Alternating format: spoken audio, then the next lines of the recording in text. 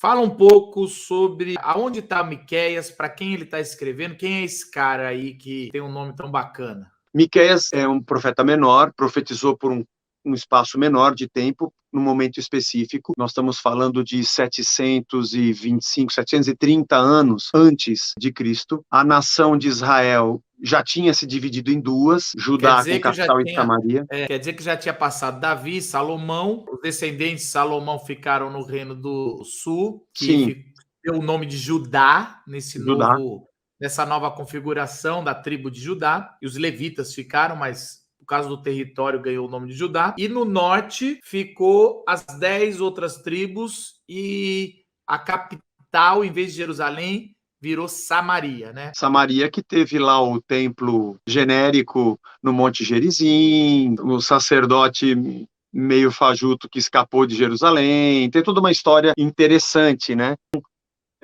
Da nação, e que também acabou tendo um desdobramento religioso em Samaria. E que depois da invasão dos assírios, que lotaram Samaria de estrangeiros, né, aumentou ainda mais esse preconceito do povo que estava em Jerusalém com o povo que estava em Samaria. Já não era um judeu de sangue, já praticava uma religião judaica que era um arremedo do que acontecia em Jerusalém. Aliás, é o que acontece em João 4, quando a samaritana pergunta para Jesus: é lá em Jerusalém ou é aqui que a gente adora? Provavelmente ela deve ter apontado para o Monte Gerizim. E Jesus diz: não é nem lá e nem aqui. Pode esquecer que não é mais um lugar, não é mais templo. Isso aí acabou, vai ser em espírito e em verdade. Uma coisa importante que geralmente eu vejo as pessoas esquecerem é que o Reino do Norte a gente foca muito na Samaria, né? Que é por causa dos samaritanos, da capital. Mas a Galileia é Reino do Norte. Sim. E é tão desprezado quanto. Por isso que toda vez no Novo Testamento que a gente ouve o Galileu, aquele lá,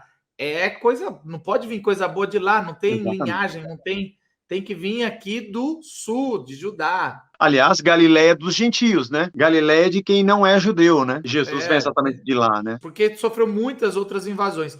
Só dando mais uma informação histórica, pessoal, Miqueias, ele está antes das invasões, mas já está, na verdade, ele está na eminência. E alguns dizem até que ele pega a invasão que acontece primeiro no norte, e o invasor do norte é a Síria. Então eles têm uma metodologia diferente da Babilônia. Sim. A Síria, ele entrou, foi devastando todo. Sim. A Síria, ele entrou, foi devastando todo. Ela veio do leste. Geralmente na Bíblia, quando fala de leste, é coisa ruim pra caramba. Os Babilônios. Então, assim, Adão, quando foi expulso do Éden, foi pro leste. Caim recebeu a marca, foi para o leste. E aí, Abraão, ele vem do leste, vem da Babilônia, de Ur dos Caldeus, e vem para o oeste ali, para onde está a Terra Prometida, que era a perspectiva do Éden, né? Volta para o lugar onde Deus criou. E aí a gente vai ver muito esse negócio do leste, os ventos do leste, os rios do leste. É tudo ruim, tudo não, mas a grande maioria. E aí os assírios, eles desceram, eles devastaram a capital, Nínive, a capital do Reino do Norte, reino dividido, e misturaram, como o Zé falou, eles, para tirar o patriotismo, para não ter um reavivamento de uma nação, eles tiravam qualquer orgulho, qualquer identidade. Sim. Eles eram, isso eu ouvi de um rabino, não sei se é verdade, isso eu nunca li, eu ouvi de um rabino que os assírios eram muito claros, com olhos claros, e os samaritanos ficaram muito claros, e era assim que era identificado depois, na época de Jesus, por causa da mistura. Não era aquele árabe como eram os semitas, né? E aí, eles tentaram entrar no Reino do Sul, não conseguiram.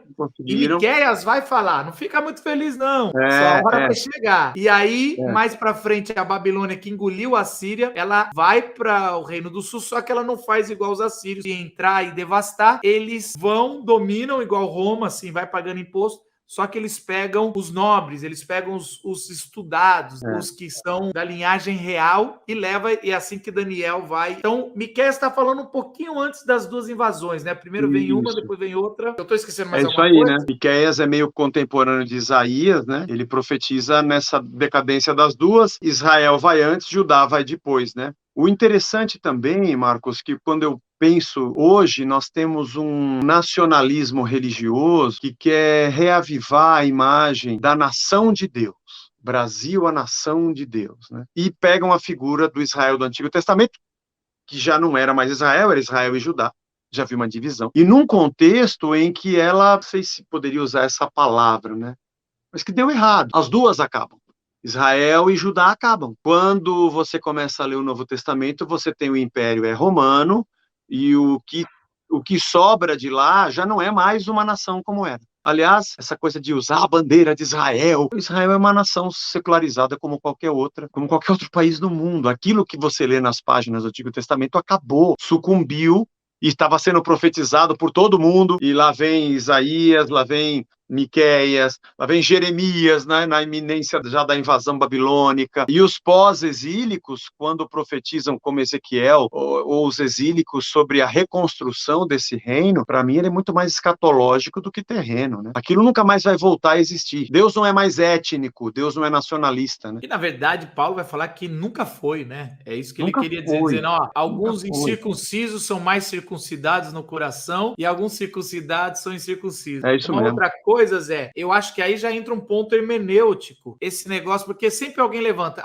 mas o Salmo fala para orar por Jerusalém, né? Orar por Israel. E eu sempre falo, quando fala ali, e a tarefa da hermenêutica é entender de forma exegética o que o texto, o autor estava querendo dizer, mas ela tem uma segunda tarefa tão importante quanto, que é trazer para os dias de hoje e aplicar de forma correta. E a aplicação desses salmos e tudo mais é que, para nós, o que devemos orar é pela nossa capital. É isso que ele tem que trazer. Vocês têm que orar pelo seu país para permanecer centrado em Deus. E eu sempre falo, não tem problema nenhum orar por Jerusalém, mas ora também pelos árabes, ora por outros também, e ora pelo Brasil, porque, na verdade, já em Cristo a gente sabe que a nossa nação é outra. Isso é muito claro. Os apóstolos vão falar que a gente agora vai orar pela cidadania celestial. Né? Exatamente. Que acho que é uma coisa que se perdeu de perspectiva hoje. O reino já está aqui. É gente de todo o povo, toda a língua, toda a nação. Quando me perguntam se eu sou patriota, eu falo, não entendi a sua pergunta. Você quer dizer com patriota? Nosso reino não é desse mundo. Claro que eu amo meu país, eu oro por ele, gosto das nossas praias, da nossa comida, da nossa cultura, eu sou brasileiro, mas a salvação não vem do Brasil,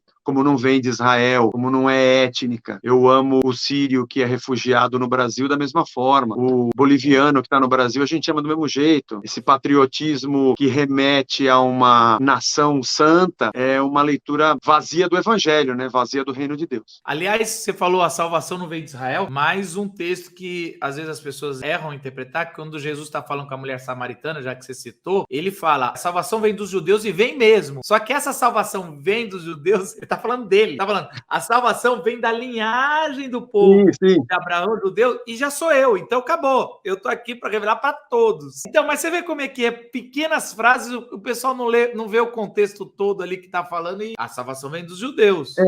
Mas sabe, a semana passada eu estava respondendo minha caixinha de perguntas e eu coloquei um comentário lá. Muita gente pergunta, Zé, o que significa o versículo tal? Eu falei, cara, o versículo tal só tem sentido dentro do capítulo que ele está inserido, e esse capítulo só tem sentido dentro do livro que ele tá, e esse livro tem um sentido para nós que se revela no evangelho, no reino de Deus, no reino da graça de Deus. Quer dizer, não tem essa coisa de que, tem um versículo que diz tal coisa. Tá, mas em qual contexto? Em qual capítulo? Em qual livro? Quem é o autor? Para quem ele escreveu? Então a gente usa a Bíblia como um livro de mandingas, né, para pegar frases, tipo um periquito no realejo, para quem é da minha época sabe o que é isso, caixinha de promessas, e ficar usando tudo fora de contexto, né, meu? É uma loucura isso. E afinal de contas, a gente não crê na Bíblia. A gente crê em Jesus. A gente crê em Jesus. Agora você foi polêmico, Zé. Agora foi polêmico.